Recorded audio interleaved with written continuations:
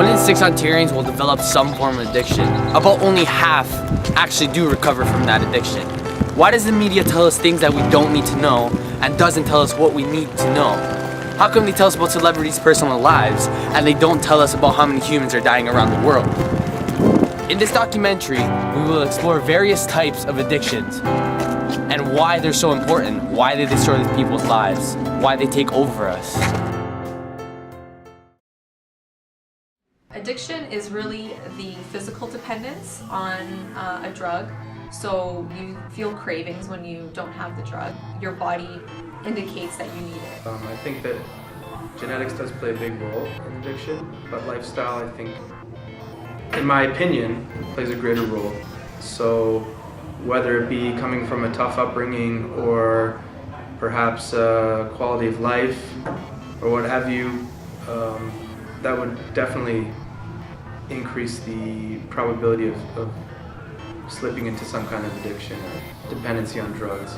And that's really addiction. Addiction's about the behaviors that lead you to want to seek that drug over and over and over again. It's pretty much in our community every day. If you ever walk across any of the main streets and you catch a couple of people sitting there usually chafing or asking for change, most of them are addicted to some sort of drug. That's the reason why they're there, because it becomes a never-ending cycle of just looking for the drugs every day instead of work, so you end up in the same spot in repetition every day, never-ending cycle. Drugs, I started smoking weed when I was 8. I started doing coke when I was about 11. And I started heroin and opioids when I was about 13. So on one end of the spectrum, you got serious addictions to substances such as alcohol and narcotics. On the other end of the spectrum, you got serious addictions to technology. But are these addictions taken seriously? Are they severe? Well, imagine this. You wake up at 7 a.m. and sleep at 12 p.m. That's a total of 15 hours per day. For 1 week, it would add up to 105 hours of being awake. We asked 20 gamers how long they played video games, and the average of their answers was from 3 p.m. to 11:30 p.m. Plus 20 hours on weekends. That would add up to 62 and a half hours per week of playing video games. Half of the time being awake, it's spent on playing video games, and they don't even realize it. In a world run by technology, it is hard to accept that we are addicted to our devices. Overusing our cell phones has become standardized. To prove that we have no idea how much we are using our cell phones, we asked students to guess how many text messages they think the population of Canada sends in 1 month. 4 million at least. Oh my god. Like a million more. Yeah, More. a billion. There's 32 million in Canada. 200 million. Okay. Their guesses were pretty low. The answer is 78 billion. That's a lot.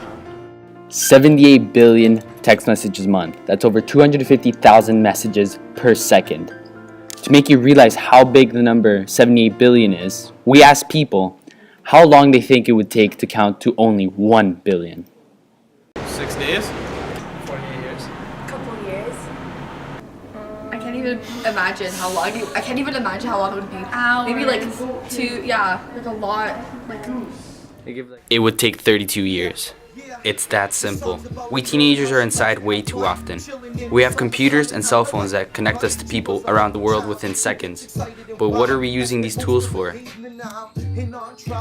Becoming addicted to harmful substances doesn't have to happen. Most people who have gone through some type of addiction say that they just wanted to run away from their problem. Do we need to cause harm to ourselves to keep our mind busy from our problems that may or may not be so big? God has surrounded us with animals and nature to take care of. Not only do we have to take care of our earth, but also take care of each other and ourselves. Exercising and staying healthy can help keep your mind off of problems. Playing music can help you keep your mind busy and can be also entertaining. Expressing your feelings through art and focusing on what you have to draw or paint is definitely helpful in keeping your mind busy. We don't have to harm ourselves. We have to help each other through our problems. No human organism or cell can survive on its own. It's our job to help each other. So do it.